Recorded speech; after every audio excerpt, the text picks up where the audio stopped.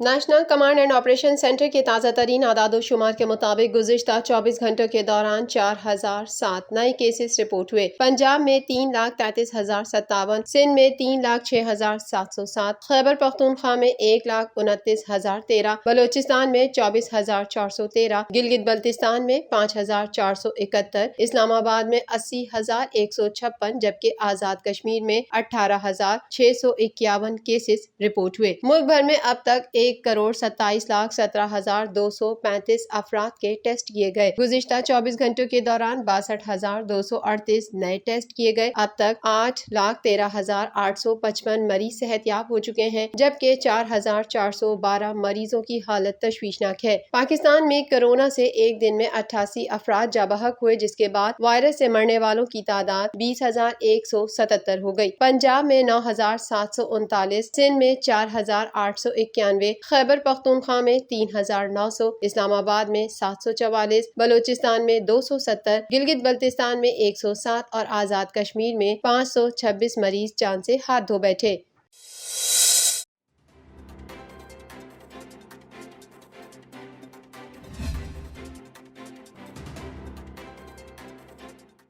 وزیر خارجہ مخدوم شاہ محمود قریشی نے کہا ہے کہ فلسطین اور کشمیر کے مسئلے میں گہری مماثلت ہے۔ کشمیریوں کو بھی فلسطینیوں کی طرح کے مسائل کا سامنا ہے۔ اگر دو بھائیوں میں اختلاف ہو تو آپ کو اپنا کردار ادا کرنا چاہیے۔ ہم سب کے ساتھ اچھے تعلقات کے خواہاں ہیں۔ میں آج یہ بھی واضح کرنا چاہتا ہوں کہ کشمیر پر ہمارا موقف واضح اور دو ٹوک ہے کہ کوئی باعزت طریقے سے بات کرنا چاہے تو کریں گے، لیکن کوئی سودے بازی نہیں ہوگی۔ نیو یارک میں پاکستان کے مستقل مشن میں پاکستانی کمیونٹی کے اعزاز میں منعقدہ تقریب سے خطاب کے دوران وزیر خارجہ کا مزید کہنا تھا کہ ہمارے پاس ایک موسم میں پانی ہماری ضرورت سے زیادہ اور دوسرے موسم میں ضرورت سے کم میسر ہوتا ہے۔ جب پانی زیادہ میسر ہو تو اسے ضائع ہونے سے بچانے کے لیے کام کرنا ضروری ہے۔ ماضی میں آبی وسائل کے لیے کوئی قابل ذکر کام نہیں کیا گیا۔ ہم نے اس حوالے سے عملی اقدامات اٹھائے ہیں۔ ہم تعلیم، پن بجلی اور صحت میں مؤثر منصوبوں پر کام کر رہے ہیں۔ شاہ محمود قریشی نے کہا کہ اقتصادی ترقی کے لیے بیرون ملک مقیم پاکستانی کمیونٹی انتہائی اہم کردار ادا کرنے کی صلاحیت رکھتی ہے۔ بیرون ملک مقیم پاکستانیوں کی فلاح بہبود ہماری حکومت کی اولین ترجیحات میں شامل ہے۔ بیرون ملک مقیم پاکستانی کمیونٹی کا کردار قابل ستائش ہے۔ امریکہ میں مقیم پاکستانی کمیونٹی پاکستان کی اقتصادی ترقی میں اہم کردار ادا کر رہی ہے۔ کورونا وبا کے دوران جب یہ توقع کی جا رہی تھی کہ زر مبادلہ کی شرح میں انتہائی کمی واقع ہوگی، لیکن اقتصادی ماہرین کے تجزیے کے مطابق زر مبادلہ کی شرح میں 47% ریکارڈ اضافہ ہوا۔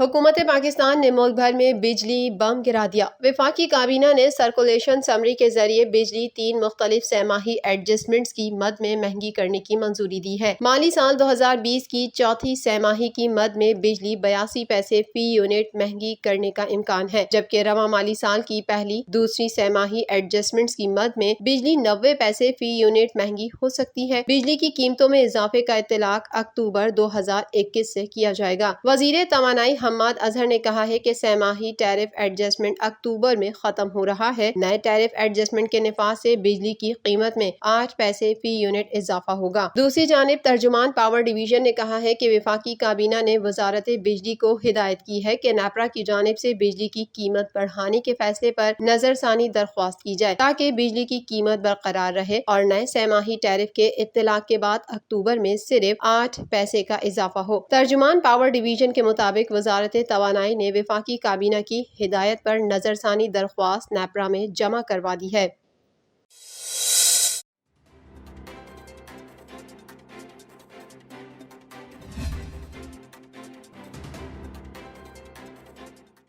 صوبہ سندھ کے وزیر اطلاعات و بلدیات سید ناصر حسین شاہ نے صحافیوں اور دیگر میڈیا پریکٹیشنرز کے تحفظ کے لیے Sindh protection of journalist and other media practitioners bill 2021 Sindh assembly میں پیش کر دیا۔ محکمہ اطلاعات نے یہ bill federal union of journalist, Karachi union of journalist, senior صحافیوں کی مشاورت اور آرا کو مد نظر رکھتے ہوئے تیار کیا ہے، جن میں پروفیسر توصیف احمد خان، مظہر عباس، فاضل جمیلی، ڈاکٹر جبار خٹک، اویس اسلم علی اور قاضی آصف شامل تھے۔ صوبائی وزیر اطلاعات کی تجویز پر یہ بل صوبائی اسمبلی کی مجلس قائمہ برائے قانون کو بھیج دیا گیا، جو کہ 3 دن کے اندر اس کا جائزہ لے کر رپورٹ اسمبلی میں پیش کرے گی۔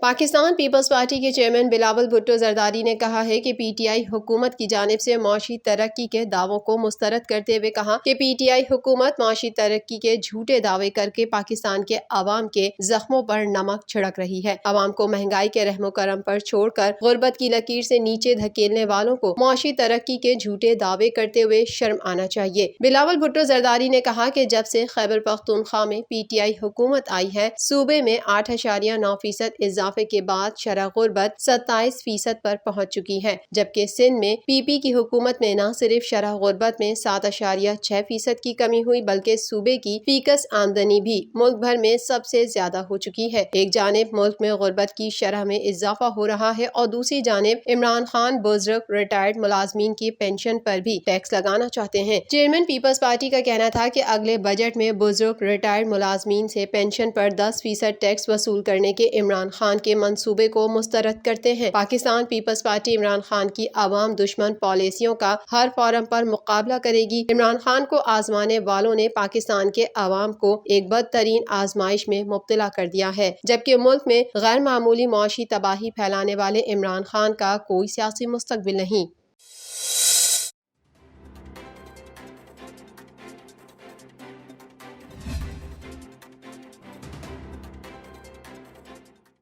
وزیر اعلیٰ سندھ مراد علی شاہ کی زیر صدارت کرونا ٹاسک فورس کا اجلاس ہوا، جس میں صوبائی وزراء، ڈاکٹرز، چیف سیکریٹری، آئی جی اور دیگر حکام نے شرکت کی۔ اجلاس میں سیکریٹری صحت نے بریفنگ دیتے ہوئے بتایا کہ 15 سے 21 مئی تک کراچی میں 13.97% کیسز رپورٹ ہوئے، حیدرآباد میں 10.83% اور باقی اضلاع میں 5.40% کیسز رپورٹ ہوئے۔ سیکریٹری صحت نے بتایا کہ ہفتہ وار رپورٹ کے حساب سے کراچی شرقی میں 15% کیس ہیں، وسطی میں 13%، ملی اور غربی میں 10% کیس ہیں، جبکہ حیدرآباد میں 11% اور سکھر میں 8% کرونا کیسز ہیں۔ اجلاس میں مزید بتایا گیا کہ وائرس سے گزشتہ 30 دنوں میں 213 مریض انتقال کر چکے ہیں، جن میں سے 164 مریض وینٹی لیٹر پر تھے اور 26 مریض گھروں میں انتقال کر گئے۔ اس موقع پر وزیر اعلیٰ سندھ نے بتایا کہ سندھ میں کل سب سے زیادہ 24,299 نمونوں کی جانچ کی گئی، جس میں 2,136 نئے کیس رپورٹ ہوئے۔ 13 مئی یعنی عید پر کورونا کے 1232 کیس تھے اور اس وقت سندھ میں تشخیص کی شرح 8.8% ہے۔ اس سے ظاہر ہوتا ہے کہ عید کے بعد کیسز کی شرح مسلسل بڑھ رہی ہے۔ اجلاس میں شریک وزیر صحت عذرا پیچوہو کے مطابق 19 مئی کو 2076 کیس اور 21 مئی کو 2136 کیس رپورٹ ہوئے تھے۔ دوسری جانب کراچی میں کیسز بڑھنے پر منگو پیر اور مومن آباد کے علاقوں میں 4 جون تک لاک ڈاؤن لگا دیا گیا۔ علاوہ ازیں کراچی سمیت سندھ بھر میں کورونا کے بڑھتے کیسز کے پیش نظر کراچی میں انتہائی سخت لاک ڈاؤن متوقع ہے اور اس حوالے سے ذرائع بتاتے ہیں کہ سخت لاک ڈاؤن گزشتہ سال کی طرز کا ہو سکتا ہے۔